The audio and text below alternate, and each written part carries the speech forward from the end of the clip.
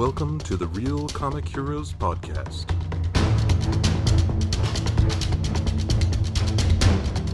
Your adventure into the world of comic book movies starts here.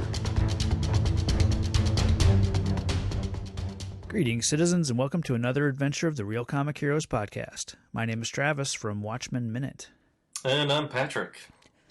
And we have a special guest here with us today. We are joined by Dave Pallas. Welcome, Dave. Hey, everybody. I'm over at 5 Minutes of Mystery, and I cover Mystery Man 5 minutes at a time, so I'm pretty used to comic book movies, you know. Not a big deal. As long as it involves the waffler, you're there, right? Oh, heck yeah. Heck Okay. yeah. Wow. Yeah, so we're going to talk about some trailers today, specifically Black Widow, Wonder Woman, and Ghostbusters Afterlife. So where do you want to start? Where are we starting at? We'll start with Black Widow, I think. Okay. No real reason, just because I said so. Okay. Yeah. And so this is, let's see, Black Widow. It is directed by Kate Shortland, who I'm not familiar with. She did something called Lore and Somersault. I'm not familiar with any of her Lore, projects. Is that the podcast show? I don't know. I didn't recognize the cover art on IMDb for that, because I've recognized the Lore podcast thing that I've seen on, I don't know, maybe Hulu or wherever. Amazon, I think. Yeah. So I'm not sure if it's the same thing. Nope, it is some kind of... As the Allies sweep across Germany, Lore leads Wolverine on a journey to expose them to the truths of their parents' beliefs. An encounter with a mysterious refugee forces Lore to rely on a person she has always been taught to hate. I think this is going to be some kind of Germany during World War II situation, going by the pictures. Yeah. So, yeah. And it's interesting because IMDb has very little information about, what like a synopsis for Black Widow. It just says a film about Natasha Romanoff and her quests between Civil War and Infinity War. And that was one of my first questions during this trailer. At the start of it was like, when does this take place? Because it has like almost like a 1990s feel, the way Captain Marvel has. And then I had to remember, like, it's not that old, but it's definitely not taking place, present day in the Marvel universe because, as we know, Wait, what do we know? What's that? What do we know? That Black Widow died in Endgame. And what? You mean she lived happily ever after? Oh, obviously, yeah.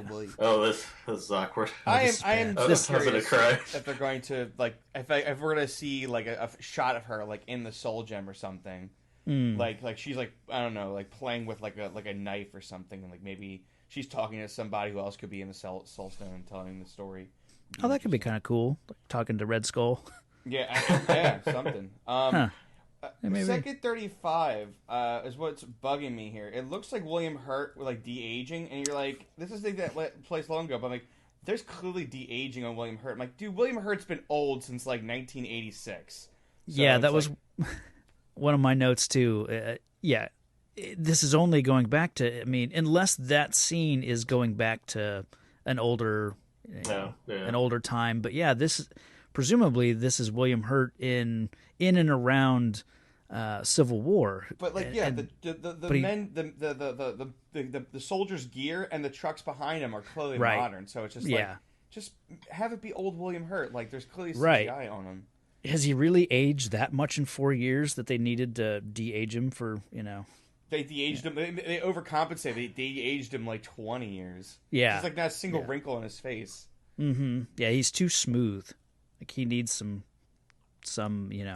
those well-worn wrinkles on his face. But yeah, that was a question I had too. So, the start of the trailer just it has that generic, almost like a James Bond, Spectre, Skyfall type feel to this trailer until you start seeing, like, the little flashbacks of, like, Avengers and I think Age of Ultron gets a clip in there as well. Like, but and I think that's okay because this is meant to be, a spy movie, not a superhero movie. So, but it just kind of, I think, I think any and all spy movies kind of tend to have a similar feel in terms of the tone throughout and the locations and that sort of thing. So was that not a superhero in the red outfit? Well, yeah, I mean, Okay, we'll get there. I honestly didn't know. So Yeah. okay. So yeah, we have. Let's see. Yeah, so set between Civil War and Infinity War, like I said. I'm wondering if this movie is going to end with like a Captain America cameo, because presumably this will take place unless they're building like a trilogy of other movies that are going to come after this one. Presumably it could lead up. It could end right before she joins up with Captain America and kind of joins his Secret Avengers. Cuts her hair, dyes it blonde, and all that stuff. So, because that'll be the next time we see her after this movie. Yeah. So I give her. I like the costume, because usually you already know what Black Widow wears, but I do like the new detail of the black and silver suit she wears at 1 minute 15 seconds, and the white suit. Little variants that switch it up. Yeah. She looks like straight out of G.I. Joe. She looks like Snake Eyes or something like that on at 122. Oh yeah, in the white suit. Yeah. We have there's some dialogue about not running anymore. That's kind of when you see General Ross. I don't even know if he's still. I guess he'd be Secretary General or Secretary Ross at this point. I'm not sure. But then we see like what looks to be very European, Eastern European, hotel kind of or apartment building, just kind of one of those classic locations that you get in a spy movie. She's looking through old IDs and talking about not running anymore, and then she's kind of stalking around in this apartment, it looks like, and then she finds herself face to face with what she calls, sister, which I'm assuming is just because they both went through the Black Widow training program. They're sisters in that, I assume, not, blood relation. But then we get the very now typical spy movie Jason Bourne fight, which... Yep. Which I'm very curious of how the fight scenes are going to be filmed. Because, the Jason Bourne fight scenes, you're right, they did popularize the shaky cam style. Yeah. And there was, good shaky cam, and I think by the time you got to Bourne Ultimatum, the shaky cam was very bad. You're I can't see what's going on. But I would like it if they mixed it up a bit between that and how they do it with John Wick, where they do a little bit of wide, so you can have maybe a few of the actors learn a little bit of moves and then mix it with the stunt people. So it doesn't feel like the fight starts and then our actors just leave the scene and then stunt people come in. I would love it if you mix it up back and forth, and I mean that's where you want to, if anything, use your facial DNA. Here, what you call it, the de-aging and all that stuff. Use it there where you could kind of deep fake Scarlett Johansson back on in case in one scene maybe the stunt actress's face is there and you're let's make it look a little bit more like Scarlett Johansson, or what's her name, Florence Pugh. Florence Pugh. Florence. Yeah. And she's playing someone named Yelena, I think. I wrote it down. Yeah, Yelena Belova, which I'm not too familiar with. Actually, really, I'm not familiar with any of the most of the characters. There is one character I'm familiar with from this movie, but is it Black Widow? Taskmaster. Yeah, Taskmaster. That's it. That's who it is. I was like, is that? Yeah. They got to make his costume more colorful. It's too muted in this trailer. Yeah, it's just blue and black. I was like, give me more. Too G.I. Joe. Exactly. I want more orange. Everyone's gonna be wearing blue and black tanks and black helicopters. Yeah, Patrick Taskmaster is the guy we see. Let's see, there's a shot of someone firing an arrow from the back of some kind of military vehicle, maybe. Okay. He looks too like it looks like a dirt bike helmet that he's wearing with a kind of a skull face, but just the goggles built into the helmet, it all reminds me of the Harry Osborn Green Goblin, snowboarder type, new Goblin from Spider-Man 3. It just for me, Taskmaster, he wears a skull mask, and typically has a hooded cape, and white and blue and orange are his colors. And I mean, you get some of that here, but it is mostly looks like a black, mostly black bodysuit with some orange and blue highlights, and trimmed in I white. didn't even notice them. Yeah, I think what cheeses me off is David Harbour's like Soviet looking villain is very colorful, and it's very like campy, and you're like, you immediately, when he shows it off, you immediately embrace it. So it's just like, you have this guy in this movie with this colorful Soviet outfit. Like, we're okay with having a guy with a white cape and a hood. Like, we're absolutely. We're adults. I think we're ready for it now. And kids would like it. Kids haven't seen a good cape in a while. It's been a while. Yeah. It's funny because when I was thinking about Taskmaster wearing, essentially it looks like I said, a dirt bike helmet. Like once upon a time, Captain America was running around in a movie wearing an actual motorcycle helmet as part of the costume, and that just looked so ridiculous. But here, I mean, it looks better because it's a little more streamlined, it's a little slimmer, but like I don't think we need to go to the route of dirt bike helmet as mask. Perfect. Here's a perfect shot, a side angle. Go to 1 minute 48 seconds between David Harbour and Taskmaster, and like the hood is so small. It's just a little white, it's a little orange, white, and blue striped hoodie on his back. It's like, oh come on, that's like an Old Navy hoodie. Like, give me something, give me a cape. Yeah.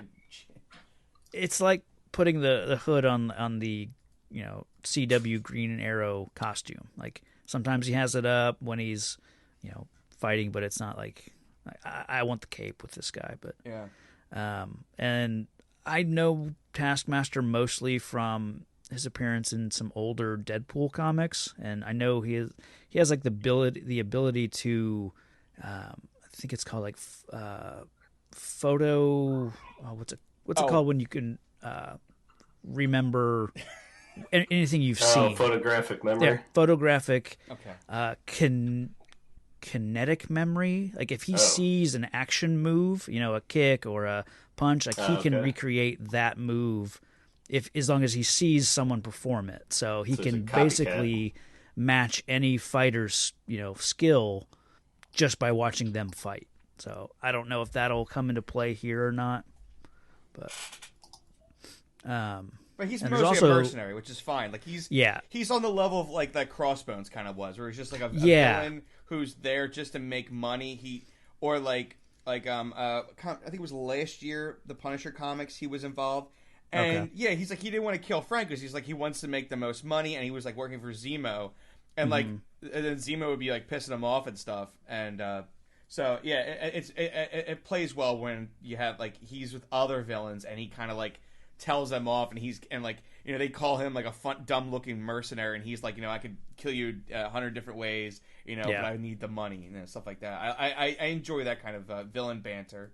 Going back to that frame you kind of took us to when David Harbour is playing Red Guardian, who is the Soviet equivalent of Captain America. But when they're fighting, you can see just on the ground behind them is Taskmaster's shield, which is like kind of embedded in the concrete. So not sure how that gets in there, but that's kind of one of the going with the cape. Like Taskmaster should have a shield and a sword. Like those are kind of his defining, like his weapons that he tends to always have. Which at least he has the shield. He might have a sword as well. We'll see. But I've also heard that there is some speculation that maybe Rachel Weisz's character, she's playing Melina, that she might be Taskmaster, or that she's, I think, supposed to be the main villain of the movie. Even though towards the end of this trailer, they're all like sitting around a dinner table, her and the other Black Widow, Natasha and David Harbour. Like they're all just sitting around having like a what looks to be a family moment. So I don't know. Other than seeing Taskmaster, we don't have any idea in this trailer like who the villain is supposed to be. So. Yeah, unless the villain is the organization that created the Black Widows, they're doing something worse. Right. Yeah, and that's kind of what I assume is going to be the main goal of the movie is, or her mission is to shut down the Black Widow program, so that there are no more like her, no more little girls being taken and trained as Black Widows and all that stuff. So that's what I assume the movie's going to be essentially about. Yeah, the shot right near the end of the trailer, our last like big action shot with like around 1 minute 55 seconds. It reminds me of that scene from Shootout. You remember Shootout with Clive Owen? He's falling out of the sky. He jumped out of a plane. He's falling out of the sky, and then the bad guys are falling out of the sky, shooting at him, and he turns around in air and then shoots them. Fun film. Yeah, right on. The one thing from this trailer that was definitely a callback to something else, when Red Guardian is standing off against Taskmaster, he cocks his arms just like Henry Cavill in Fallout. Oh, really? Yeah. Like right after she Rachel Weisz says, you got fat, when they're sitting around the table, then it cuts back to their fight, and he does the little arm fist cock. So that'll be a staple for a bit. Yeah. I dig his look as Red Guardian, and Red Guardian's not a character I'm intimately familiar with. I've definitely heard the name, and I understand that he's meant to be a Soviet version of Captain America. So I think he's got some super strength that comes with that. But all right, I mean, it's like I'm interested. I think the only thing I'm just cheesed off about is I wish they did this canonically. I kind of wish they did this when this was supposed to happen, because it feels so after the fact. We've seen her suffer and go through so much pain and go, oh, I had a mission years ago. It's the equivalent of like, I don't know, how Travis got his license at the DMV. It's like, that happened. We should have saw that years ago. Like, this is almost after the point. Like, who cares now? Like, Travis is a different person now. That's right. Once I got those wheels, awful movie. Oh, what a boring film. Just a good line. Yeah, it's kind of, in a way, it's kind of the Rogue One of it all. Like, how did they get the Death Star plans? It's like, well, we know they did, so...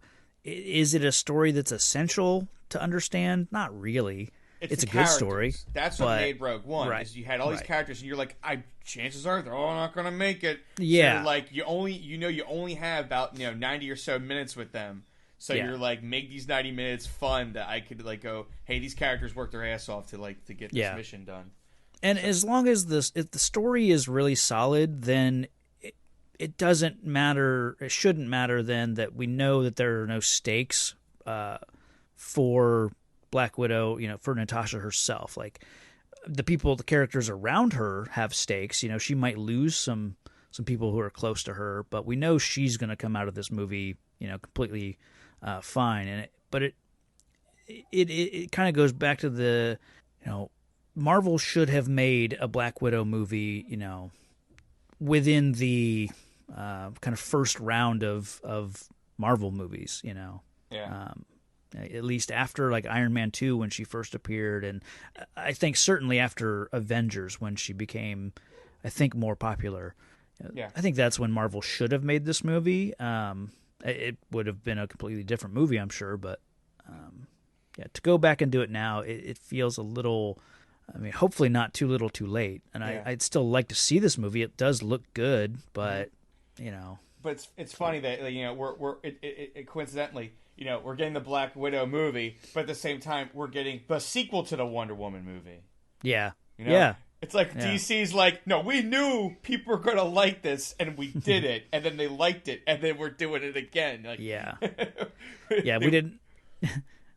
How many times has Black Widow shown up in a movie? Like 5 or 6 times now, and she's just now getting her own movie. And this is the funniest thing is that I mean, this also shoots a hole in my own theory that Wonder Woman 1984, so it still takes place before Batman versus Superman and stuff, and like and all the big apocalyptic stuff that happens in Justice League. So it's like. Same thing can be said, like, oh, well, Wonder Woman's not going to die in this film. Yeah, but, like, this trailer shows some really interesting things that, like, Diana's going to have to deal with. And, and it's just, like, I think, and that's what, it's hooking me. It's like, I know Wonder Woman's not going to get, like, beat up. Like, well, she's part God. We get it.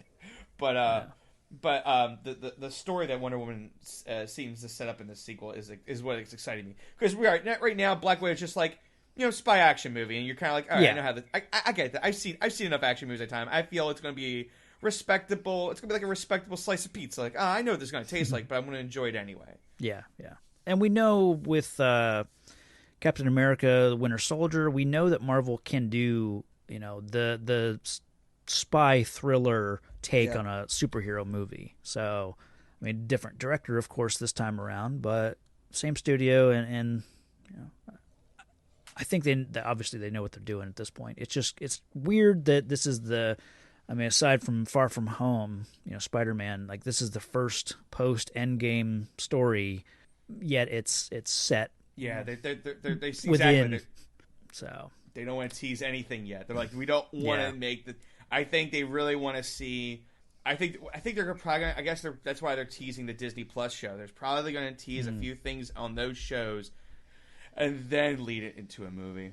Yeah, probably what their vibe is coming 2020. Yeah, it feels like a filler movie for Marvel. Like they're like, we don't want to go into the next phase. Here's a little flashback. Right. So you can find out what happened with that evil ballet company that took uteruses and stuff. Yeah, honestly, I feel like I hope they kept this movie like well budgeted.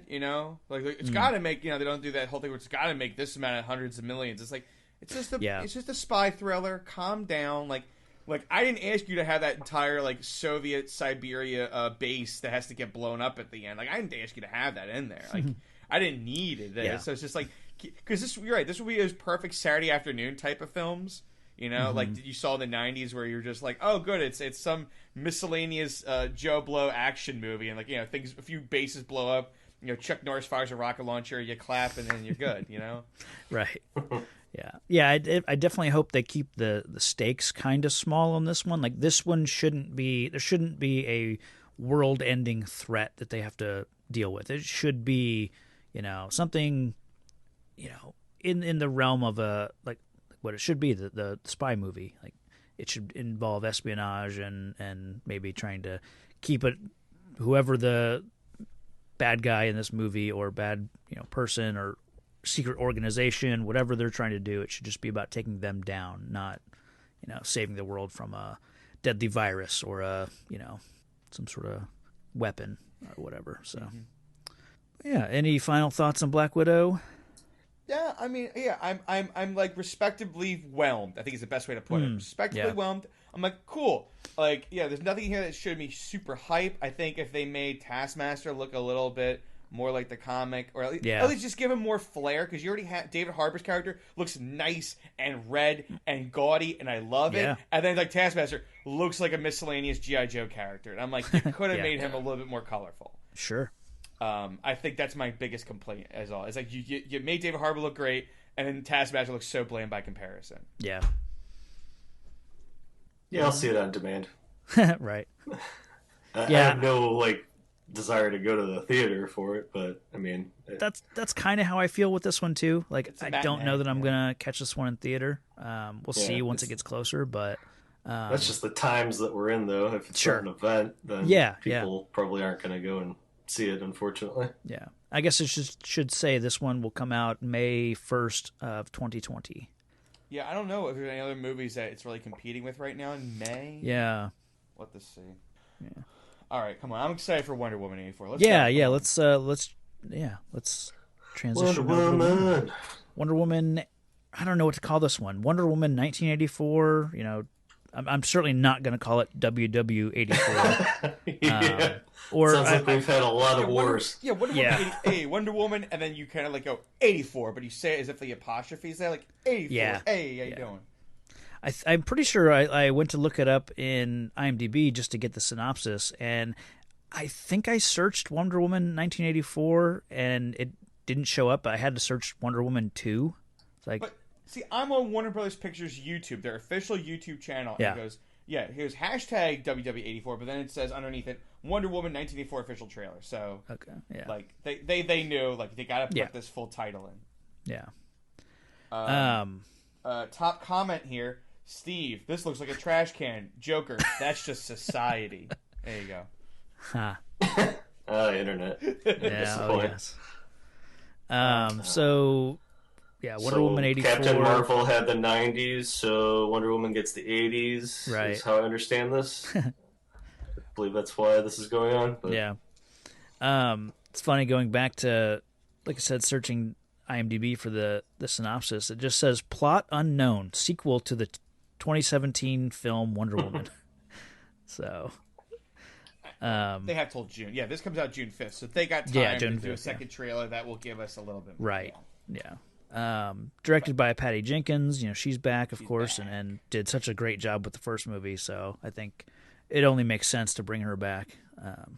So it starts, and you get kind of panning across what looks to be an apartment, and then you see just through the windows in the background, Wonder Woman herself is like maybe returning from a night out of Wonder Womaning. Kind of looks like it's in the wee hours of the morning. So there are like what look to be kind of artifacts in the apartment, just some trinkets and maybe things from over the years, and then you see some various photos of her, and then you get Steve's watch that he gave her, I believe, in the first movie. I think what I'm very curious of is Diana Prince and Wonder Woman don't really have too much aesthetically different on their face. Like it's not the Captain Amazing Lance Hunt situation. So it's kind of like, people just don't know that Diana Prince is Wonder Woman, but like it's clearly like this beautiful woman's here and then this beautiful woman's here, and they both have the exact same face and hair. Yeah, I mean that's the Superman problem too, But at least you could like go, he wore glasses. Henry Cavill wore the glasses. Like at least they give you the minimum of like suspension. But yeah, you're right though. If she's fighting crime in what looks to be Washington D.C., I'm gonna hyping myself up too much for this part. Every time I see something that has a hint of political, I go, "Oh, is this gonna be some really interesting like political commercial like or commentary on?" And I'm like, "No, they're not gonna do that, Dave. It's a comic book movie like that." I got really in the weeds on the Wakanda government thing. Oh, okay. And then after the battle, they wrapped it up really quickly. I'm like, "No, what happened? There was fallout. Right. The Rhino tribe went traitor. We need to discuss this. There needs to be a quorum. I need 20 more minutes." Like I was like, but then the Gorilla Tribe came in. Is there a land dispute now? Like, is the Gorilla Tribe controlling the Rhino Tribe's land? Like, wow. I literally brought this up on a date the other night because I was just like, that's my only peeve with Black Panther is that it set me up with this great political talk about Wakanda society, and I thought, oh well, now you have Michael B. Jordan. Damn it. His character, Killmonger, comes in, messes the whole situation up. I'm like, oh man, they need to talk now about like reestablishing, control over Wakanda, and then before they go to the UN. And meanwhile, they're just like, he just goes to the UN, and then and he smiles at the kid. They build the Wakanda Center, bada bing, bada boom, wraps it up. That's my only peeve is that like I got so in the weeds. I really loved it. I was like, I need to know about the Rhino Tribe. Yeah. So man. I'm very curious. At Diana Prince's point is she because she looks like she's got wealth, and I don't really know how Diana Prince carries her wealth around, like from the 1910s till now. Yeah. So I'm guessing maybe she's going to be some kind of lobbyist for like some kind of like peace organization. Maybe like she's like I can use my status and wealth, during the day to try to get wars not to happen because we're in 84 Cold War. Yeah. Was it established in the comics or maybe somewhere, maybe even in the Linda Carter show? Was she like an ambassador or something like that? Like, so in kind of the political arena, but not, not holding office or anything like that. But like, I feel like that's what I remember of being her alter ego kind of day job. She's not a reporter or like so many other characters. There are iterations of that because I know my daughter watches DC Superhero Girls or whatever, and she's a ambassador type person in that. So I'm guessing they got it from somewhere else. Yeah. So that would kind of, I guess, that would make sense having her live and operate in and around Washington D.C. Doesn't she do something with like antiquities? Well, that's where we see her in Justice League. That's what I thought. Yeah, she's working at some museum, or because she has so much history with with these artifacts themselves. Like she is perfect for. Oh, that's an interesting thing that they may talk about in this film, is that okay? Do you remember the show New Amsterdam? No, you don't. It's fine. No one. I don't want to watch it. But Nicholas Coster-Waldau, as we all know, before he did Lannister, before he was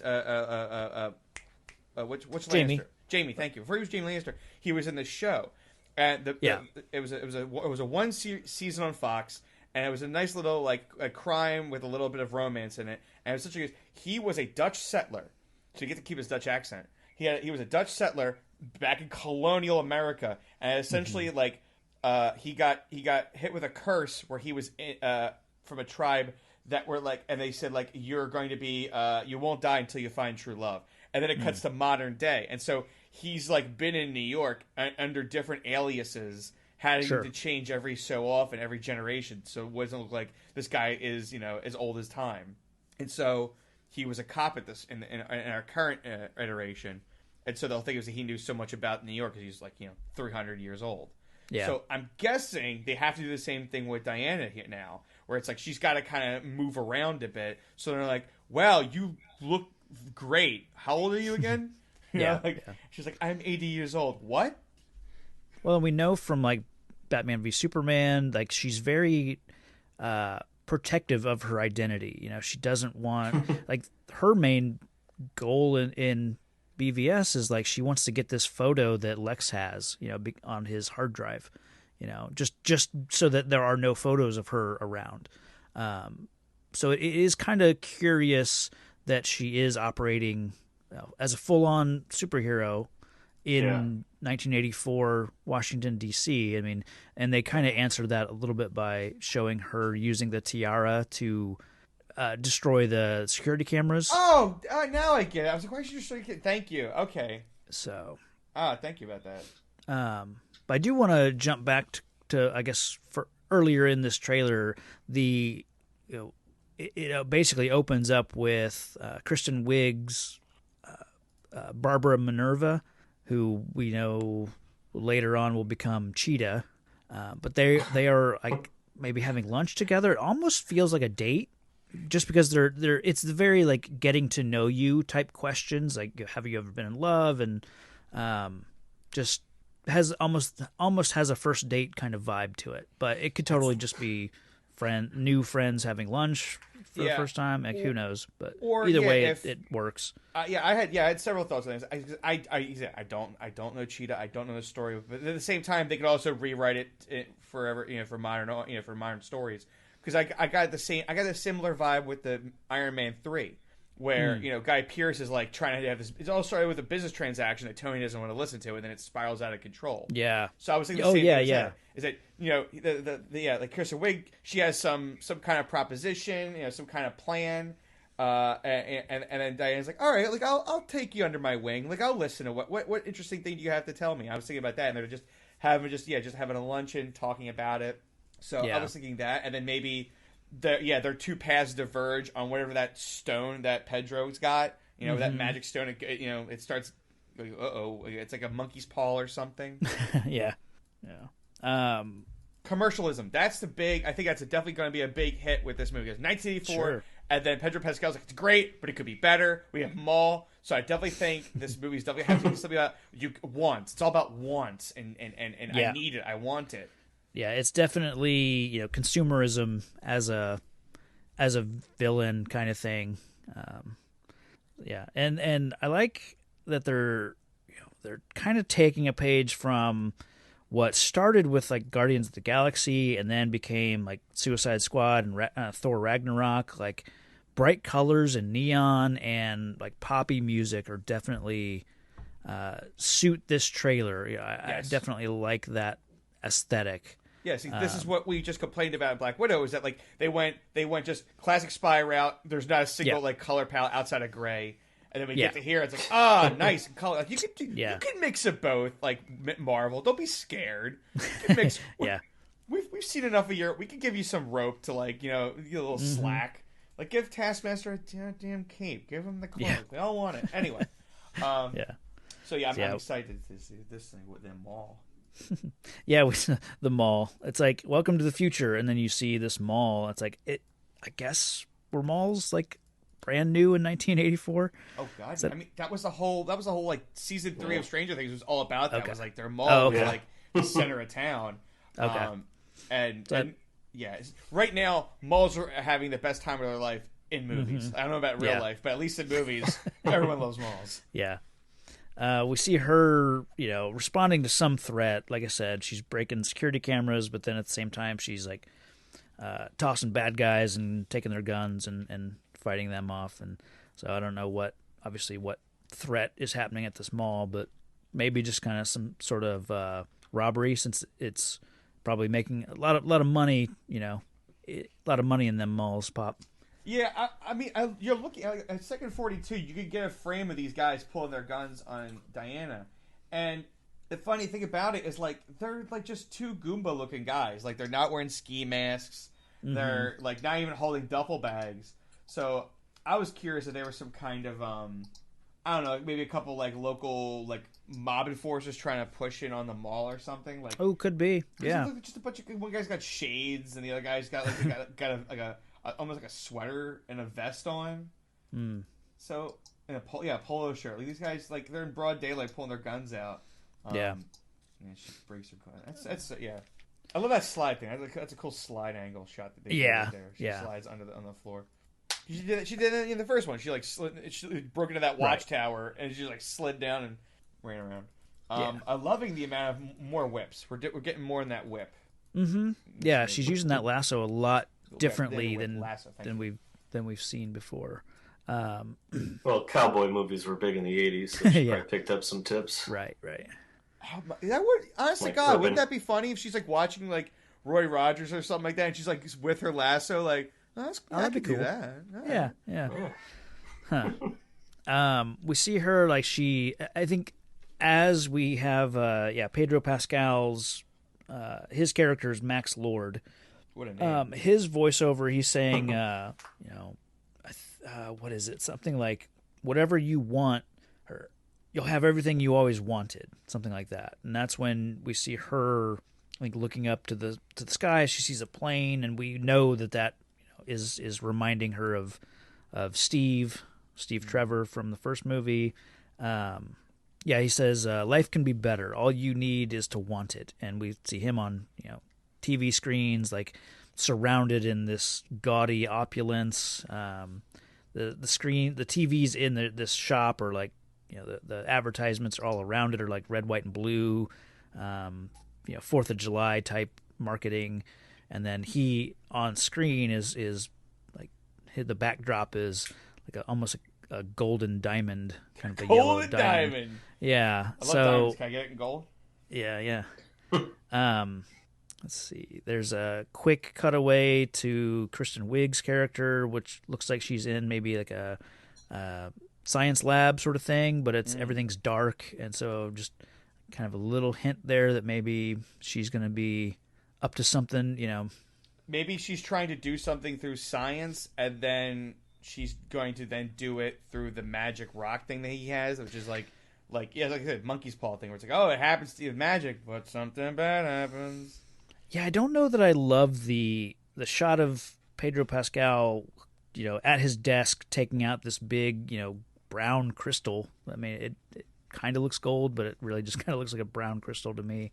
So I guess like maybe that comes from Diana's, homeland. Like maybe it's from Themyscira, and he somehow gets a hold of it, and it's kind of like the Tesseract in the first Captain America movie, where it's like, if you take this thing that shouldn't really exist in our world, but apply it to, like, maybe he uses it, with technology and somehow creates some kind of super weapon with it. I don't know.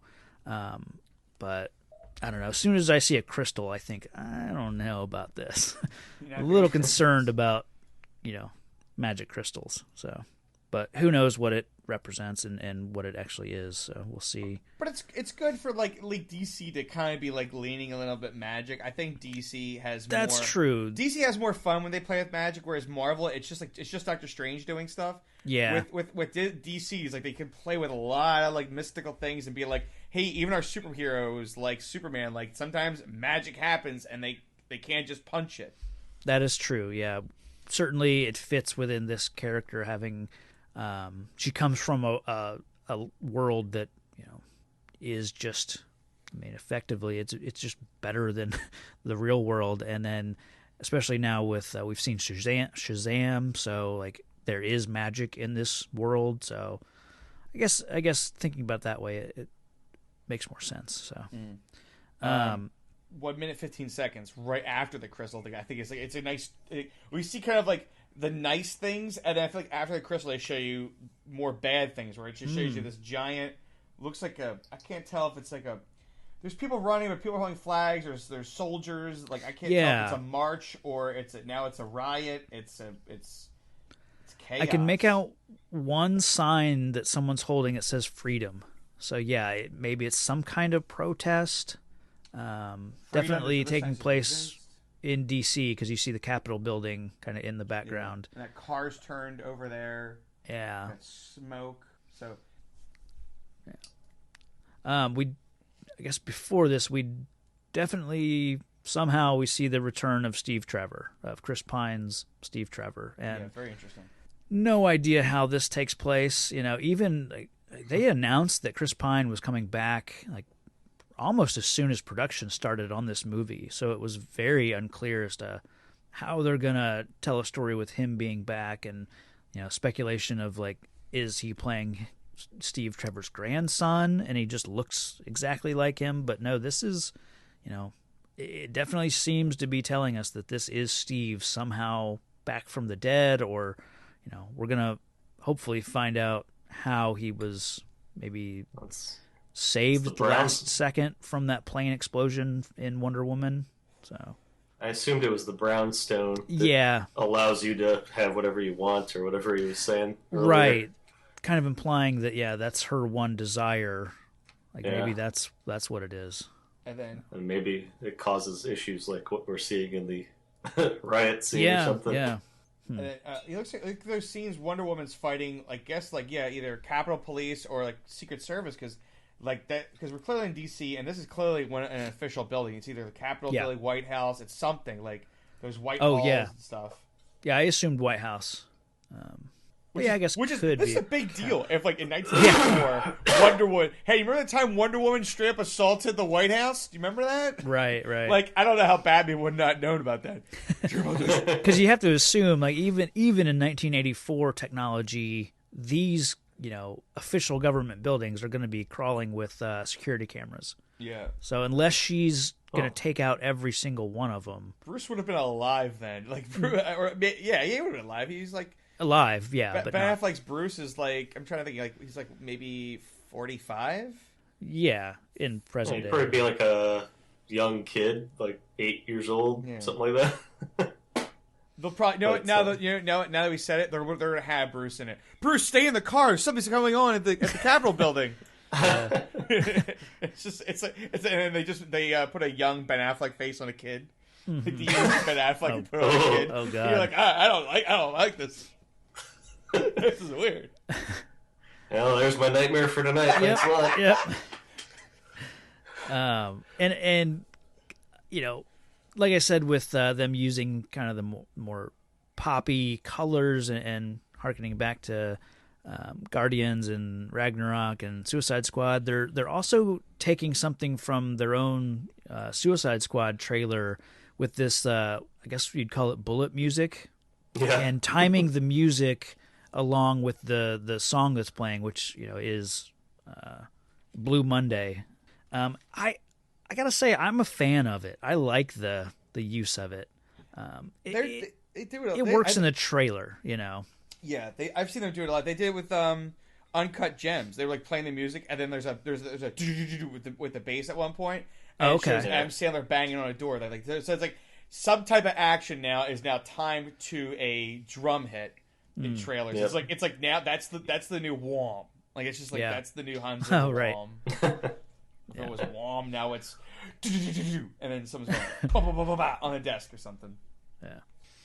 At a certain point, we see another shot, I think, of Pedro Pascal at his desk. And I did notice that there's like a little miniature oil derrick kind of on one side of his desk, like a little, So I assume that means that's part of where he gets his wealth from. Like maybe I'm an oil man.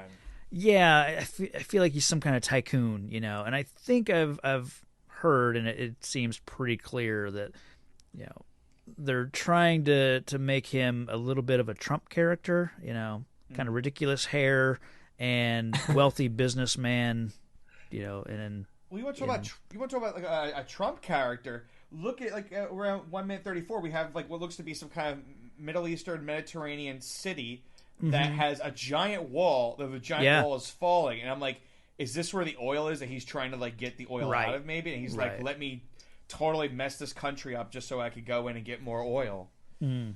Yeah.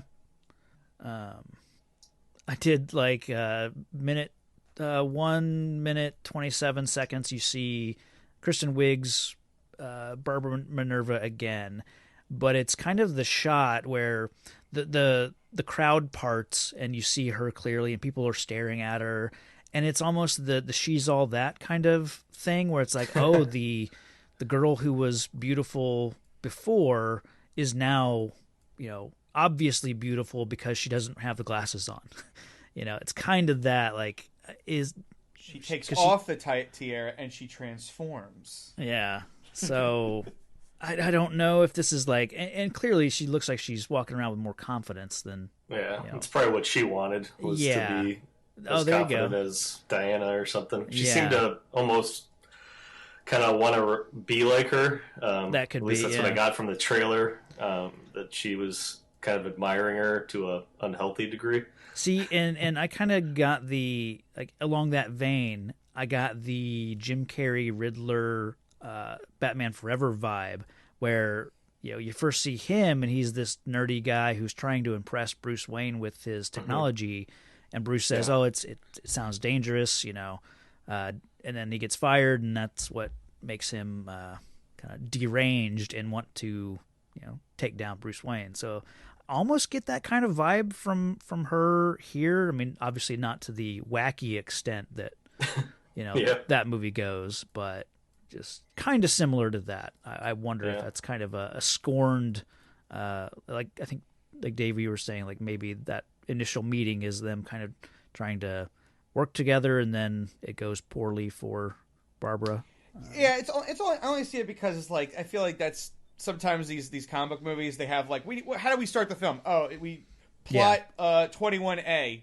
Business transaction goes wrong, and the villain now hates the hero. Like it feels, it's like they're like, let's just start somewhere where everyone understands how we get from A to B to C, and then we'll have our action shots. Like I feel like that's what that is. It's like, we'll have her meet Diana. Diana like, well, no, your thing's immoral. That's a bad thing. And she'll go, Diana, I'll do it now, even saltier. Yeah. And then Diana totally does so. I love her, like her kicks when she's kicking these guys, like around like 150. It's like she does a kick and like does a whole lean back. Like she's very, like her movements are very, I don't know, just fluid and out, where it's not just like, it's different from Batman brawling, is what I'm saying. Sure, which is fun. It's not just punch. It's the kicking. It's the lassoing. It's the whole thing. I love that whip, the whipping of the lasso that does that sonic blast. I think that's so cool. Kind of that whirlwind type effect, knocking somebody back. Yeah. At this point, most of the trailer is just kind of various action montage type stuff. Yeah, some kind of convoy in the desert. Yeah, military desert truck convoy action scene, which has some cool kind of slow motion shots of her. Steve kind of seeing her in action, looking in awe. You got some what look to be like Amazon training arena in Themyscira, where they're running on like these elevated poles, just not missing a step, just running over the tops of those. And I don't know, when we see her leave Themyscira in Wonder Woman, it's understood that she can never return. And we do see what looks to be a young Diana kind of running. So that's obviously would make sense as a flashback. But then I'm betting she goes back somehow, gets back into Themyscira here, or this could just be another training flashback from when she was, in her teens or whatever. But at the same time, like, it is the Cold War. Like, yeah, Themyscira could be in danger if, like, we went to nuclear threat. So, like, there'd be a reason for the other Amazons to, like, say, all right, we gotta go kick some ass right now. We gotta go send some nukes.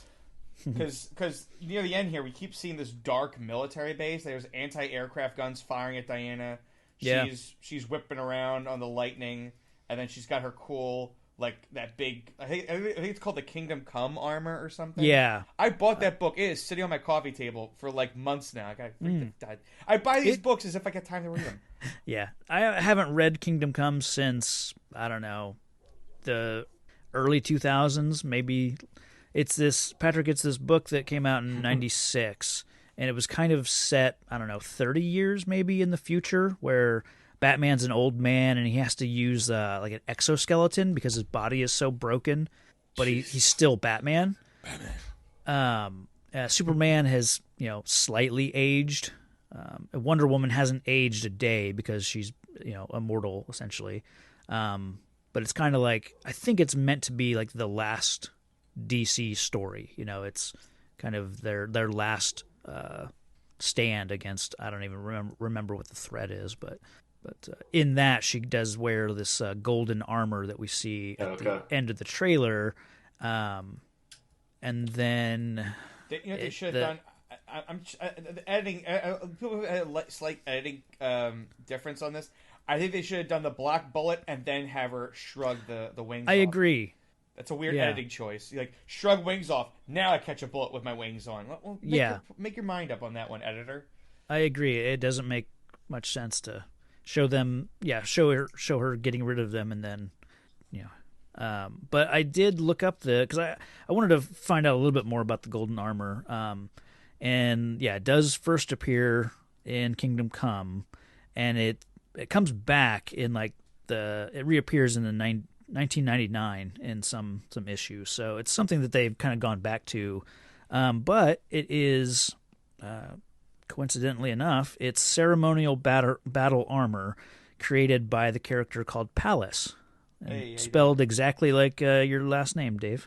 Yeah, I'm not Greek. It was Pulaski. Yeah, but it's shirt off the boat. Pallas is Athena. I know that as much. So yeah. Says a Themyscirian artisan, and she's an Amazon just like Diana. But the suit is said to provide invulnerability, flight, and it says sealed systems, which means like it has its own air supply. So I don't know if she could maybe fly in space with this thing. Dude, never take it off, Diana. Just that's the suit. That's the new suit. Just do it. You can do everything. You can cook. It washes. It cleans. It dices. It slices.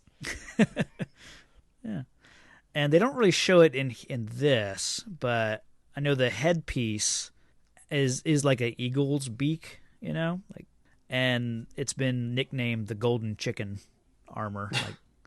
So I do know that about it. But speaking of spacesuits in the DC comics, I was talking to a buddy the other day, and correct me if I'm wrong on this one, but I think in the animated series in the 90s with Superman, he had the spacesuit because he was like, because Superman couldn't breathe in space, and that's fine. He wore the spacesuit. And what I liked about it was he couldn't use his laser or his breath vision because he's in a controlled suit. But he had, I think Bruce or whoever, he had installed kryptonite like protection on it. So if he's in space and a meteor hits him, he's like not going to freak out in the middle of space from kryptonite. So I liked that suit because it was like a nice way to balance Superman out. Oh, I can fly in space now, I can breathe, but also it restricted some of my abilities. But I'm also protected from kryptonite blasts. So, but I really like that. But yeah, with her suit, I'm like, this is a good suit. Like, you're not going to get cut in the leg where you're wearing the classic Wonder Woman dress outfit. Like, this is, you got full armor. You got wings, man. This is awesome. So they got to save that for the end. Yeah. I really like the shot of her lassoing lightning and kind of traveling that way. And I saw it, and this time I thought, we know that she's the daughter of Zeus. And, we know that Zeus hurls lightning bolts, so I kind of wonder if maybe there's a scene where she needs to like call on Zeus for help, and he strategically lays out these lightning bolts so that she can travel from point A to point B. Because in theory, how else would you be able to travel and know where you're going to get to? Good point. I didn't know that's what she was doing. It was traveling. I mean, it looks like it. She's actually attaching her lasso onto these lightning bolts and swinging, kind of web swinging, in a sense. Oh, Wonder Woman meets Spider-Man. When can we do it? When can we make that matchup? Yeah. You're a Spider-Man? I am. It's me, Peter.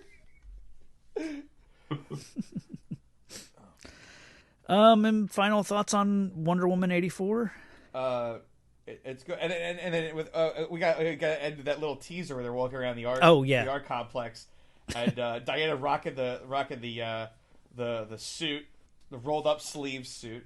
Yeah, and Steve's got the Nike Cortezes on from that Marty had. He's got the fanny pack on a members only jacket. Like he's like, oh, this is what people wear, and she's like, yeah, this is what I would love it. Like he puts a fanny pack on, she kind of nods, like, man, you look so damn dorky, Steve. But god damn, you're cute. Like, he's just yeah, don't worry, you won't look ridiculous. Of course, they are walking past some people like breakdancing on cardboard, and they're wearing their tracksuits, so true. He doesn't look ridiculous, really. No, you're right. Yeah, he does fit it. I think it's just Chris Pine in a fanny pack. You're like, I didn't know I needed to see it, and I'm glad I've seen it. Yeah, I'm pretty sure that's one of the first images we saw, like officially released of this movie, like way back when, was him in this outfit with the fanny pack, and it's like, yes, this is exactly what we need. So whereas the Black Widow one's kind of still a little downer, like, oh man, like, we still know what happens to her. Whereas this one, it's like, we know what happens to Wonder Woman, but like this one looks very fun and colorful. So I'm very excited for this one. I'm more whelmed. Yes. I'm way more. This is the one that I'm definitely going to see in theater. At least out of the two, but I'm pretty sure out of the three movies that we're talking about, this one will get my ass in a seat. Definitely. So, all right, let's do it, man. I'm going Ghostbusters. I'm going to. I get a little emotional every time I watch this trailer. This one pulls at the strings. Okay, so, my real quick, like, I had not watched this trailer until this morning. Whoa. So preparing for this, like, because it was dropped, the trailer was released, and I kind of just didn't care. Like, and Patrick is, I think, aware, like, I don't have a deep love for Ghostbusters. Like, the movies are fine for me, and I do enjoy the first movie, but it's not a franchise that I truly grew up with, Mm-hmm. So, coming into this, for me, I was just kind of like, I don't care, Right. So that's where I'm started off with. Okay, I always loved Ghostbusters. I always watched the cartoons of Ghostbusters, the real Ghostbusters, Extreme Ghostbusters. I got all the comic books that they've been recently doing. Even all their fun crossovers where they meet their animated selves, and they meet the 2016s, and then they meet the Transformers, and they meet the Turtles. It's all fun. I'm laughing the whole way to the bank. But I think what I always love about the Ghostbusters is they're just everymen. I mean, sure, some of these are scientists, but like Winston Zeddemore is the classic. He's just an everyday man who needed a job, and he fell right in with these guys. And I think it's that type of, they're exterminators, but they catch ghosts for some reason. That just that line makes me laugh. Like, they're exterminators, but they bust ghosts. And that their outfits are just work outfits. It feels the 9-to-5-ness of it all. Right, makes me fall in love with it. That was something I did like in the movies, was the montages when they actually got to work, and it was like just another day busting ghosts, and it's it became routine almost. I like that about it, that it was just their day job was to do this thing that no one else can really do. I think that's what makes me love the Ghostbusters movies, is that when they, rather than doing the, oh my god, the world's going to end, like the world was literally going to end by Gozer destroying it, but they still approached it the way you would approach like a really hard project. Like, all right, let's get this done, and then it's Miller time. It's that. It was that type of. It wasn't the how they did approach it, because obviously these movies came out before the comic book movies, so it wasn't like end of the world and we have to rise up, we have to show people. It's like, no, these were guys that just collected a paycheck and were like, and that was my favorite part about the recent comics, was that they continue that type of mentality of just like, Walter Peck came back because he's a bureaucratic bug, and all they did was is that New York created the Peacock Paranormal Commission Oversight Committee, and it's all it is that like now like Walter Peck was their liaison to the mayor's office and stuff, so it's like he can't hate these guys because it's part of the job, so he's the guy who always yells at them about their paperwork, and I was like, oh, I love this fucking bureaucratic paperwork with on a municipal level. This is amazing.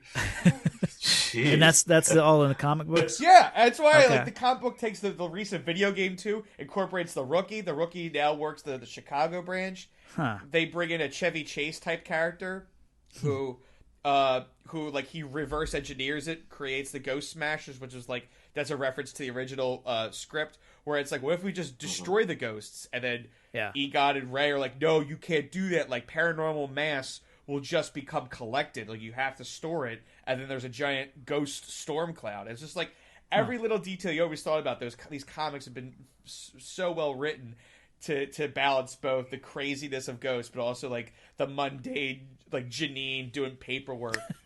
I love it. And at the back of every issue is several like case files of how Ray and Egon would write stuff out, and like Peter doing their post report on the ghost traps and stuff. So you get like see paperwork of how ghosts do it, and then you see like Walter Peck with a red pen, like you can see his scribbling of like, what does this mean, or how much will this cost, stuff like that. So it's that it's cool. Those little details that I want in Ghostbusters. I don't need the end of the world stuff. I need the approach of it's 9 to 5. So now we have a more of a Spielberg approach to it now with Jason Reitman's version, where it's like these kids are finding that this was an important thing that happened, and they have to answer the call. They got to answer the call.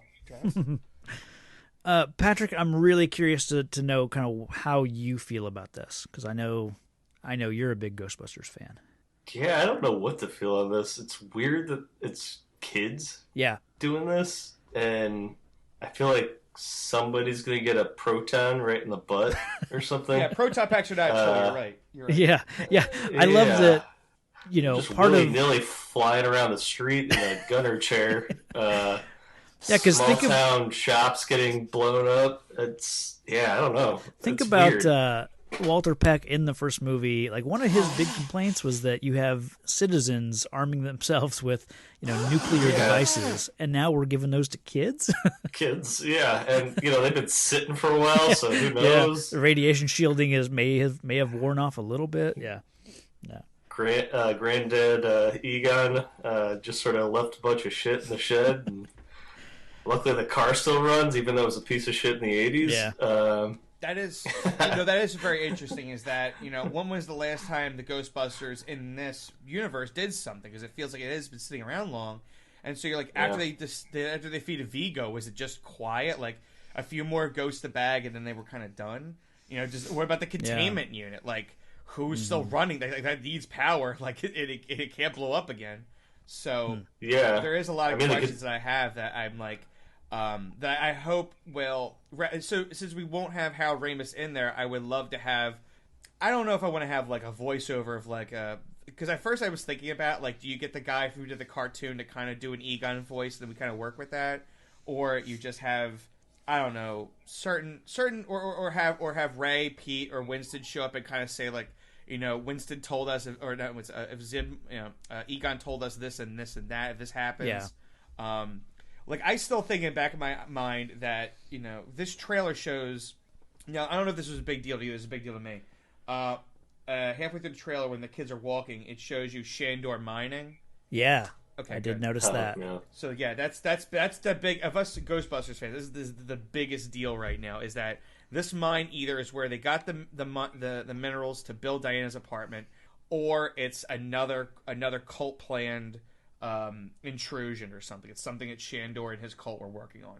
Mm-hmm. Because when I saw that name on the sign, that sparked a memory because I remember when we watched the first Ghostbusters and doing the research of, I think even Egon says like the building was built by Ivo Shandor and like essentially to being like a lightning rod beacon. Yeah. Yeah. So I remember like they didn't really make a big deal about Shandor then, but I think I even said like he's the real villain of the movies. yeah. Yeah. So it was for me, even someone who doesn't know a lot of the Ghostbusters lore, it was cool to see Shandor on that abandoned mine sign. But let's kind of go a little bit towards the beginning, and we do see like the kids. They're kids being kids, driving up to Snake Lake with a keg to drink and make out, or whatever the 2019 equivalent to that is. Sit on some old Netflix and chill. Kinda, yeah. Sit on some old mining equipment and talk or whatever, and we see it's that kid from Stranger Things. Is it Finn Wolfhard? Is that his name? Hell yeah, it is. Yeah, it's a badass name. Yeah. We see him. We'll meet his mom, who I legitimately thought, and even wrote in my notes that I thought it was Joey Lauren Adams from Chasing Amy. Oh, really? Yeah, she looks just like Joey Lauren Adams, but it's Carrie. Yeah, a little bit. Yeah, it's Carrie Coon, who I know was in Gone Girl. She was like Ben Affleck's sister in Gone Girl. Oh, yeah. And I know that she was the motion capture performer in Avengers Infinity War of like the Thanos's, his 5 like soldiers that he had. She was the one that fought against Black Widow. Oh, yeah. Gotcha. But I know that facial wise, like I don't think they used much of her face, but I know she was the voice in the honestly, like, I wouldn't count Avengers as like a thing that she really did because really what she did was Fargo season 3. She was the local cop investigating, and I really liked her. I really fell in love with her character in Fargo. Like they did a good job of her like trying to catch these guys, and like those little small comedies where like for some reason her character, her hand doesn't activate motion sensors. Like she can't activate motion sensors. So anytime there's like a hand soap or like a door, that little joke of like her trying to do something and then like can't leave because like the damn scanner won't. That's like funny. The door of the supermarket won't open. So she did, and David Thewlis was the bad guy in the same season. He was in Harry Potter, and he was in a couple other stuff. So that was a great season, and of course Ewan McGregor. Oh my god, Ewan McGregor. Season 3 of Fargo, amazing. But yeah, so she was great in that, and so like she's earned a place of respect anytime she's in something. Like, oh good, I'm solid. I don't need to worry about you. You're good. Yeah.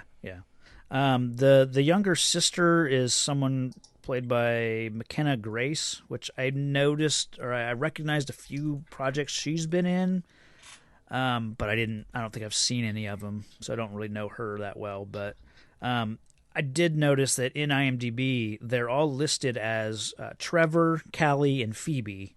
Callie's the mother, so it doesn't list their last name. Obviously, here in the trailer, they definitely hint at who the Callie's mother is. That it seems to be Spengler, Egon Spengler. So yeah, I like that, and it kind of starts off saying they're broke. We see that they seem to have gotten evicted from somewhere, and then now they're living on this old farmhouse. It seems to be that Spengler came here and set up some equipment and hid some things, and definitely has the car seems to be in the old barn and that sort of thing. So then we learned from Paul Rudd, who's playing Mr. Gruberson. He talks about how the town is experiencing like some like daily seismic activity, and it's nowhere near like a fault line or any tectonic plates or anything like that. So it's tremors. Yeah, tremors. Yeah. Those tremors. Graboids. Hell yeah. Yes. Yeah. Let's see. Everyone ducks and covers under the dining room table, and then we have Phoebe finding. She says she found something in her living room, and we see her doing like almost one of those puzzles, like where you move the squares, and then we see her bringing the ghost trap to kind of like a show and tell kind of thing at her school. Which actually is significant for me because I know I talked about it, I think, in our Ghostbusters 2 episode, that was like my first experience with Ghostbusters, was seeing someone bring an Ecto-1 toy to show and tell, and everyone being excited about it, and me having like no clue what it was. Idiots. Yeah. Idiot trap. You don't know anything about Ghostbusters. But it's nice to see Paul Rudd kind of geeking out about, he thinks it's a replica, and then has to explain to them like what it is, and shows them like looks like old VHS tape. Or I figure it's just loaded on YouTube now, of the original Ghostbusting crew. So that's funny. I just kind of had it in my head that he was like an Uber fan. Yeah, he just had these VHS tapes still. That's probably because of the small town, so I assume they don't have the internet yet. Sure. That and Finn Wolfhard in a small town, I just maybe took me back to the 80s by mistake. Sure.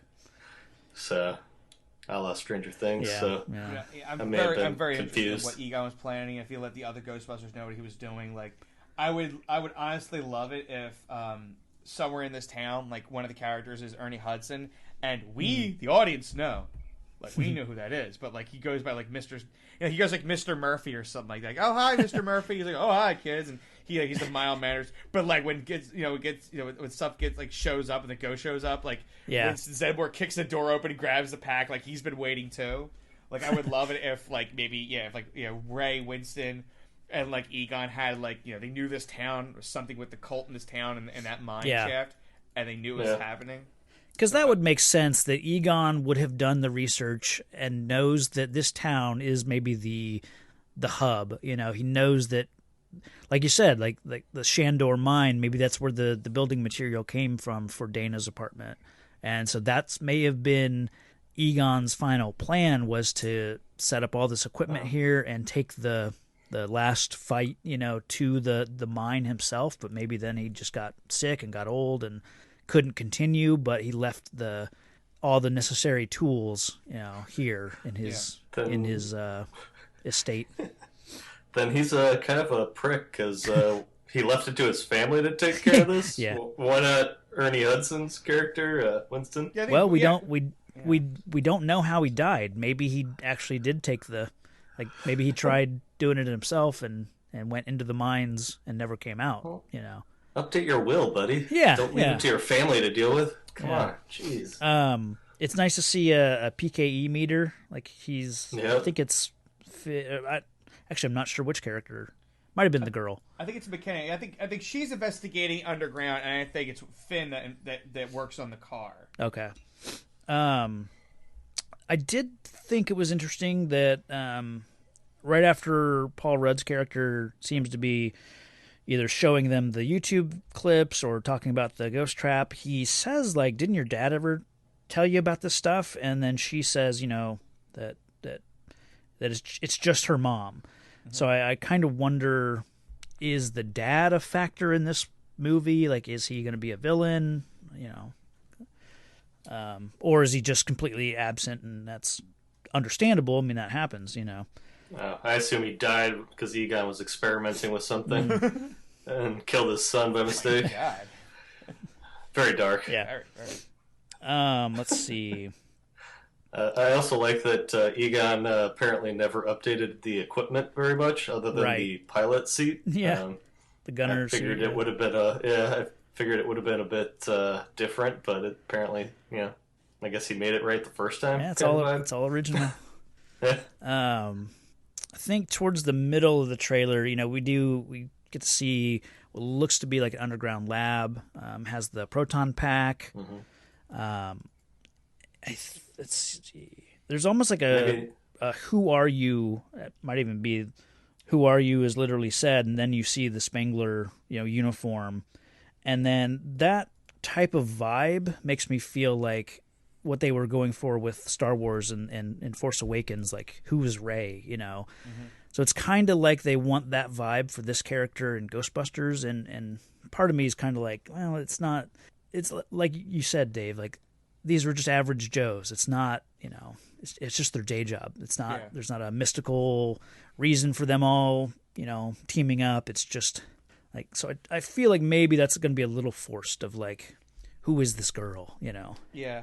I think that's why I was like, them trying to do a third film was virtually impossible, and like the cartoons and the comics just handle it better because it's paced better rather than a movie needs to be a big deal.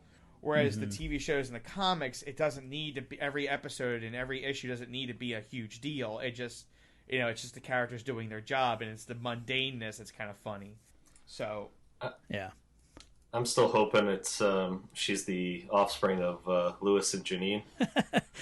And well, I'm thinking that's what Carrie Coon could be. Carrie Coon could be the daughter of oh, you're saying Egon. Oh, I'm saying you're saying the McKenna Grace is the granddaughter of Egon. Of Louis. Louis, something like maybe it's actually Louis's place, and he kept all the he was the super fan Ghostbuster that always wanted to be a Ghostbuster, and because I can't remember whose uniform he stole in the second movie. I think it was a Venkman. I could. Yeah. Okay. I could see him hoarding stuff from the past and keeping it in his old Could be, yeah. That's my own wish, but I know it's probably Egon's. But I just like Louis. He's my favorite character. So. I think towards once you see that Shandor Mining Company sign, I think then we start to get some voiceover of, I guess the bad guy maybe. It's recognizable, the voice, but it's also still. I don't know who it is. It almost sounds familiar enough, and I looked at the IMDb credits and stuff, and they don't have a lot of people listed, and certainly not anyone recognizable as far as who this character could be speaking. But they say call it fate, call it karma, everything happens for a reason. Just kind of sounding very menacing. So. No, I thought it was just a rehash of the original movie, just toned down, it's Bill Murray. Yeah, that's how Bill Murray sells Rey on. We're going to go into private business. We're not going to worry about what the college thinks. Mm-hmm. The reason we got kicked out is because we need to go into private business, and Rey, you need to put a third mortgage on your parents' house. One thing I was interested in at 1 minute 42. They're going into Shandor Mining. There's a new house there in the background. That's clearly a newer, looking raised rancher looking house. That's not an old farmhouse. I'm very curious. Someone purposely lives there. So I'm trying to get it. I was I'm like, someone purposely bought that house and set it up there right next to the mine. I'm like, that's going to be important. Yeah. Maybe this is Ray's house, the one that he put the triple mortgage on. Yeah. No, he had to sell his parents' house. That's clearly It's something that drove me nuts the first time watching it, and still it's not. I don't know. There's what looks to be a hardware store, and there's a kind of an older guy. It almost feels like a John Lithgow type character, the perfect kind of role for him. But the guy, I'm at 155, and first time through, I thought, is that James Cameron? Is he acting now? Because I don't recognize the guy, but it looks like James Cameron. And they showed him once before when we first saw the first hints of seismic activity. They showed him, and then we're seeing him again. It looks like he's kind of spooked and walking through his hardware store. So I almost wonder, is this the updated version of the librarian lady from the first movie? Maybe this starts the movie him searching around in his place, and he finds some sort of spooky thing. Two things. two things we should note. One, I looked on IMDb, could not find this hardware store owner, so not certain.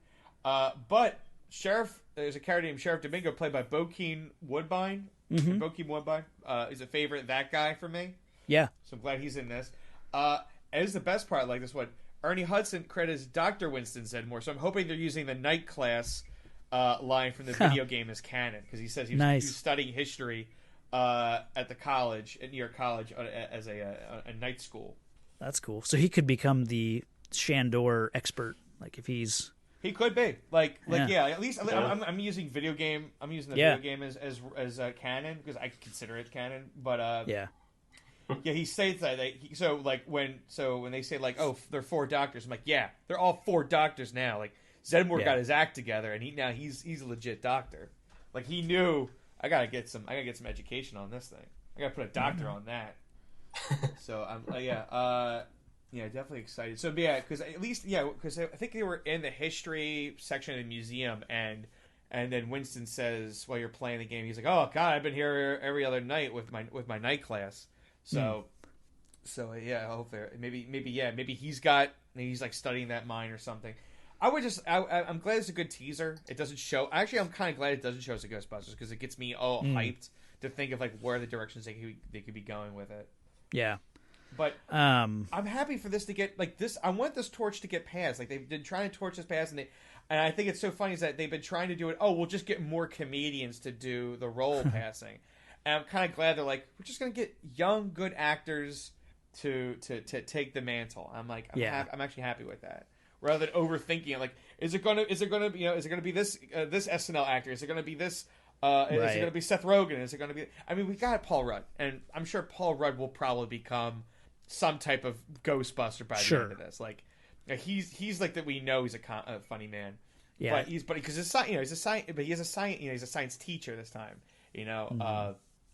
So yeah, I'm very excited. Yeah, it definitely seems weird to me that the team is comprised of kids. Like once we see them, they fire up the Ecto-1 and they're cruising around, and then it seems to be full of kids.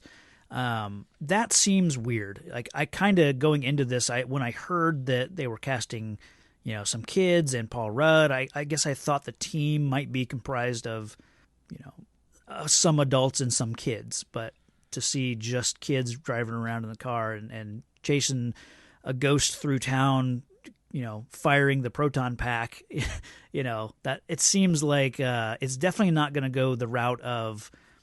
They show up, they team up, they start busting ghosts. Like I'm guessing this is like a one-time thing, at least to start with, because there's no way that these kids are gonna shoot a commercial and say, "Hey, give us a call."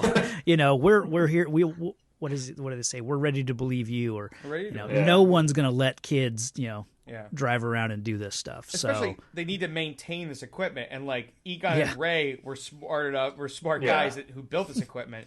So it's like they need to like understand how to work these things so they don't have a fully functioning proton nuclear accelerator on their backs. Yeah. I mean, like, I wouldn't mind if they even did the same joke. You turn the machine on, and it does the warm up, and everyone just like steps back a bit. Well, I assume everyone has one of these now. Oh, it's been 30 years. The military's taken it over. Right. Everyone's just killing each other with proton packs now. Proton pack in every home. Now, there's and also you got to talk about 2 minutes on the button. We got what looks to be a devil dog. Foot on the car of Paul Rudd. So I'm now curious if it's going to be is it going to be Gozer? Is it going to be Vince Clortho and Zool? I'm not certain. But I would actually love it if like maybe Shandor is like like a ghost, evil ghost or something. Bring that back. Now there's one shot that's not in American trailers. It's only in European trailers, and I would recommend if somebody hasn't watched it yet to watch it. Watch either the German or the Italian cut of this trailer. They call it Ghostbusters Legacy. So look up that. You have to look up Ghostbusters Legacy. But there's a scene where McKenna Grace is firing the proton pack. She's testing it out in the field. And her buddy, who's there with the bike, he has Ray's goggles on. And he's watching it through the goggles.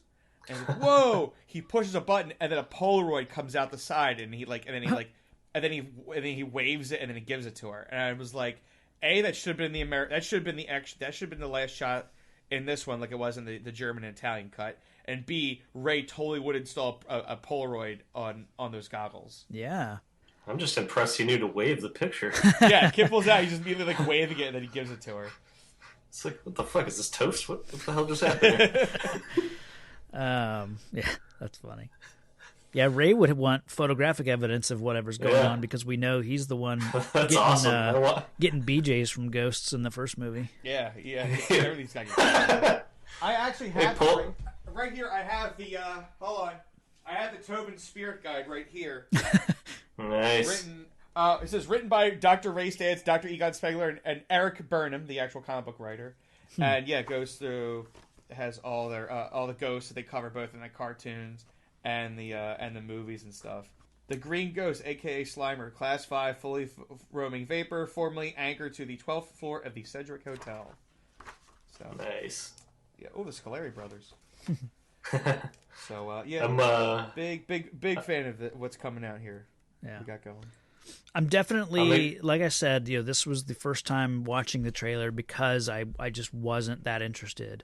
But having seen it, my interest is definitely piqued. I'm curious to see it. I don't know that I'll run out to the theater and see this. Yeah.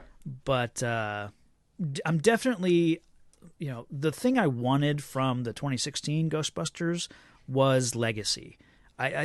Once I heard that it's a complete reboot, I thought that's the biggest mistake because you're already reaching out to, most if not all of the original cast to come back and make little cameos. So why not make the movie the passing of the torch? That to me made the most sense.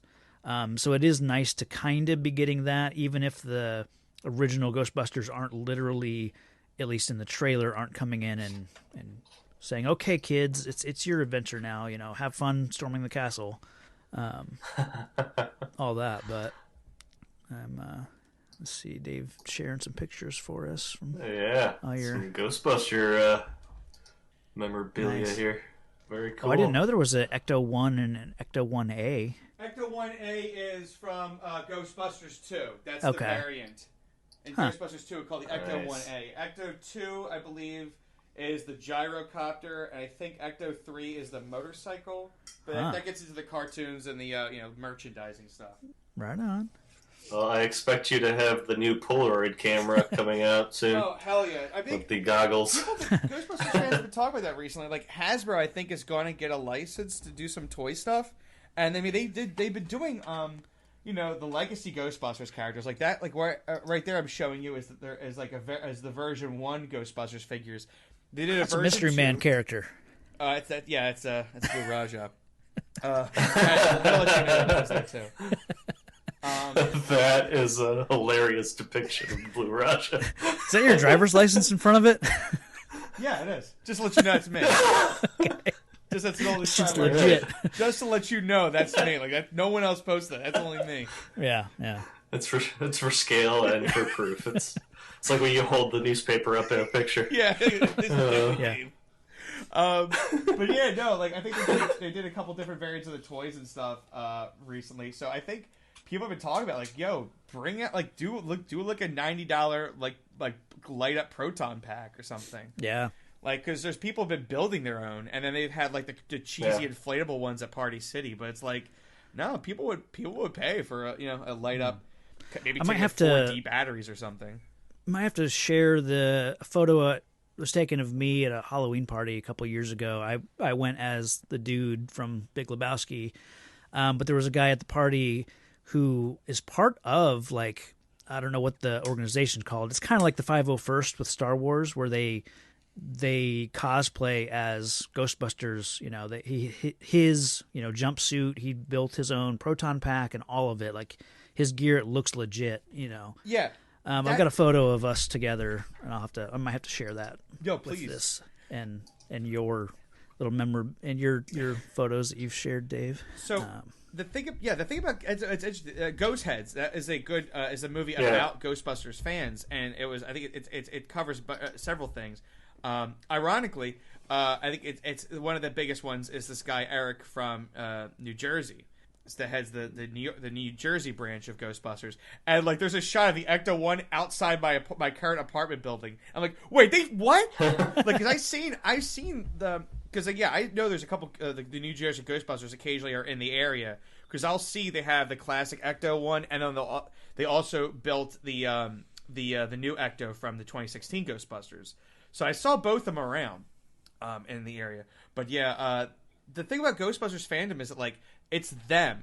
They are a Ghostbuster. It's not their cosplaying as one of the characters in the movie. It's like the patch is their name, like, and they have their take on it because it's in their minds. This is what I would be doing if I was a Ghostbuster. Yeah. I think that's something really interesting. Rather than I'm Thor, I'm Spider-Man, I'm Batman. It's no, I'm a Ghostbuster and I am me still. I think it's definitely something interesting about the Ghostbusters fandom that's unique.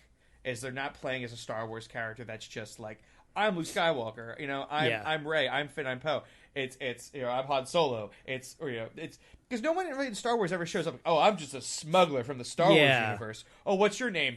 Tarvin McTootie. Like it's never like that. They're always playing some actual already pre-established. But yeah, in Ghostbusters, it's they are themselves. So that's another thing I do love about the Ghostbusters fandom and the universe is you can be one. Like that, I'm just never against the fact I just make a good, funny film. Like that's what I request. Like have your writers don't just improv shit for 2 hours and say and then give it out to me. Like no, write a movie.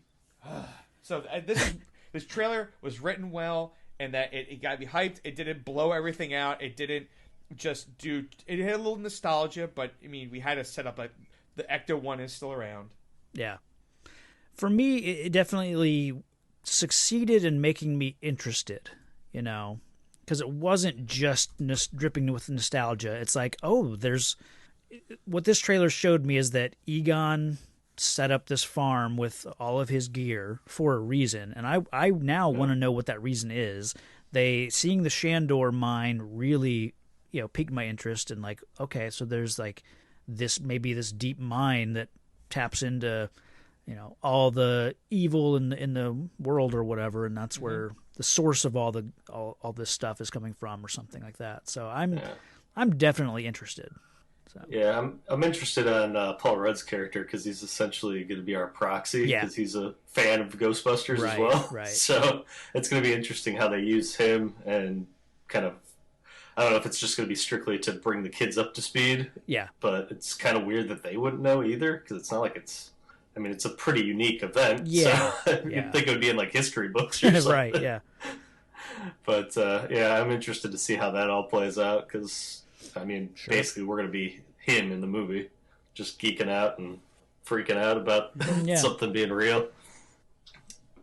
But yeah, this is one that I'd like to see at the theater though. Cool. Well, all right. I don't think we got anything else on this one. Dave, why don't you hit up everybody with where they can find you and all your projects? Yeah, sure. Currently I am working on slowly getting through it. Is 5 Minutes of Mystery, where I cover the 1999 superhero comedy ensemble Mystery Men. I've already, me and my boy Sean, we already finished Groundhog Minute. We're working. I helped him out on his latest project where he was covering Home Alone on his Next Scene podcast. And then I know Sean and I are gonna. He's busy on the holidays, but I gotta tie him down. We're gonna do the North by Northwest minute for Jim O'Kane's Hitchcock Minute. We're doing that. Yeah, getting that out soon. So I got a couple things ahead of me, so I'm excited. Very cool. I don't think I have anything else on this one. I promise we will do RoboCop 2 will be our next movie sometime, sometime in the next few weeks. This is going to be the last one for 2019. We'll take a little bit of a holiday break and then come back with RoboCop 2. We've got some other ideas in the works that should be a lot of fun. But yeah, Patrick, got anything? No, just stoked for some Ghostbusters. Right on. Now I'm going to have to go and watch the original again. Yeah. I feel like you barely need a reason to go rewatch Ghostbusters. I've seen it hundreds of times. To quote Tom Taylor, every time he gets angry at Pete and Jared, he says, "I could be watching Raiders right now." That's definitely me with Ghostbusters. I could be watching Ghostbusters right now. Yeah.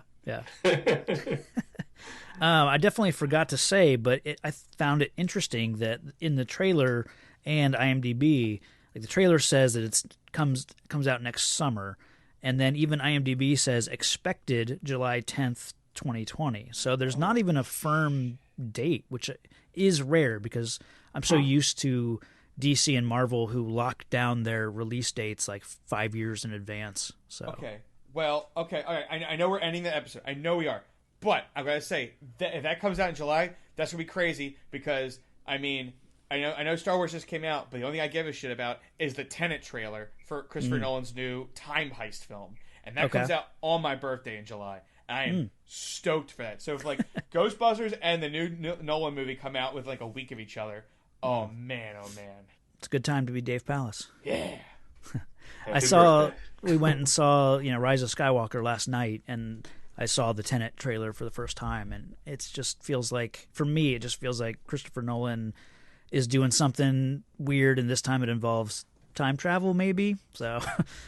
I mean, that the shortest thing is that trailer when the car rolls backwards on the highway. I was like, I'm in. Tickets bought. Done. All right. I already bought the Blu-ray. Extended commentary from Nolan talking for 8 hours about some scene. I'm done. I'm in.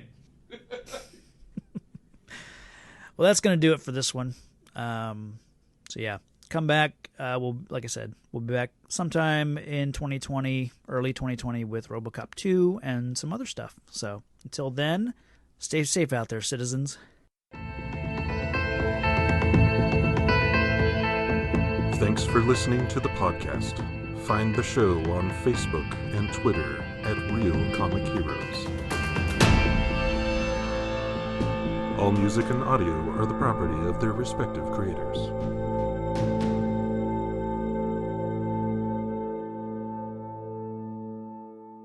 Okay, there's a question I had to ask. Yeah.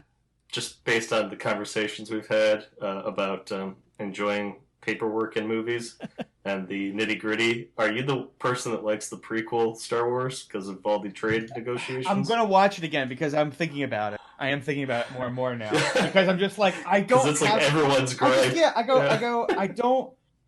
this new sequel, this Disney trilogy, it means nothing to me. Like, nothing happened that needed to be said. We just circled around the same plot lines that we did with the original trilogy, and I'm thinking about that. I go back to the prequels. I know there is some wooden acting and some dialogue, but it's like, okay, you got this kid who's a slave. These Jedi come. He says, "Are you going to get me? You're going to stop slavery?" They're like, "No, we need you to help us on this trade federation, and you're really important." And then the Jedi are like, "Oh, but you're too old. You're not going to get trained." And he's like, "Great. I already left my mom and almost died in a race to get here. I'm so glad that you Jedi councils are wasting my time." It's just I'm just thinking about that, and I'm thinking about just the bureaucracy to take over. I'm thinking about it. I'm gonna try and watch it again. And okay, I was just curious. I've been thinking about that all this weekend. I'd be like, I want to watch the despecialized editions again. I got that on a flash drive, and I'm like, I want to. Yeah, I gotta see if anyone's. I don't have the prequels on Blu-ray or anything. I gotta see if anyone's got that. I gotta buy. I don't. Or I can park the goddamn thing. I don't care. You can get Disney Plus. There you go. I haven't decided yet to get it. I'm thinking about it, but it's like I'm trying to get caught up. I'm trying to use this holiday just to get caught on just the stuff I'm behind on Amazon and Netflix as is. So I don't add another streaming monthly service. I already had to beg Travis for his HBO account just to watch Watchmen because he wouldn't get off my ass about it. I was like, fine, just let me borrow it. I'll watch the Watchmen, and it was good. It was. So I'm not mad. It was just like, I got another thing. I gotta watch that tonight. I gotta watch the Watchmen. It's exhausting to keep up with shows. Goddamn exhausting watching trailers. It's exhausting. What a job. I don't get paid for. Yep. All right. That's the true end of the podcast. Well, that's definitely going on after the end credit music. I didn't record it. I'm already exporting the audio. What I already recorded. That's fine. I've got it. Thanks. I was, as soon as Patrick said, okay, I have a question, I was like, okay, I'm not going to tell Craig to stop. Because I kind of knew where you were going to go with. I was like, oh, this will be perfect. Yeah. Yep. All right. Mission accomplished.